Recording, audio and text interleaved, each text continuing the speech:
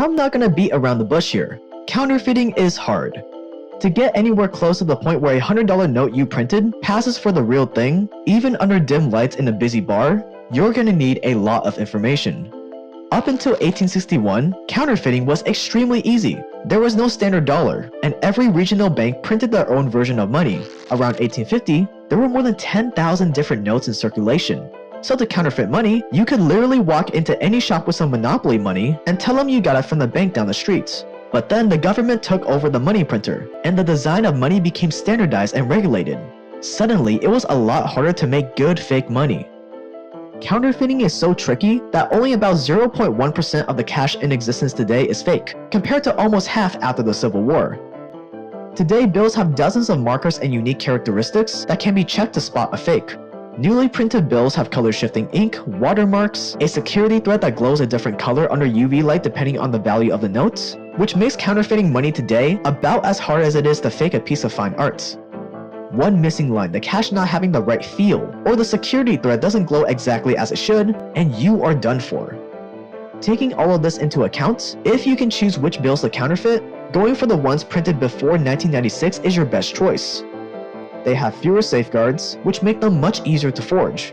You'll still have to focus on the blue and red threads woven into the money fabric, the watermark, and a flawless design, but at least you don't have to worry about the UV glow. So once you know your product inside and out, and you have a clear idea of how to counterfeit it, it's time to look for a workplace.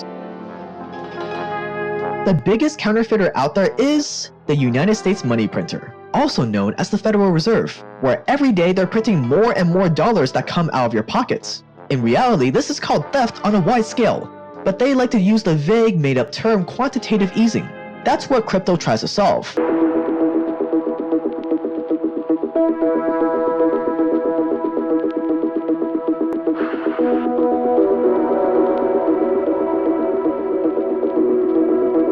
The US Secret Service is in charge of finding people who try to counterfeit money, and they know exactly what type of equipment you need.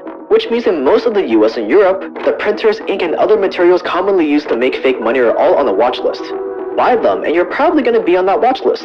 So when it comes to counterfeiting, you may need to take your operations overseas. Choose a country that's close enough to the US so you can easily smuggle the dollars in once they're printed, but also choose a country that has really bad infrastructure and a corrupt police force.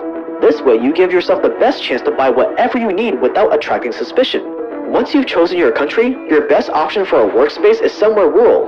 A barn, warehouse, or old factory are all great options, as long as you're not trespassing to avoid drawing attention.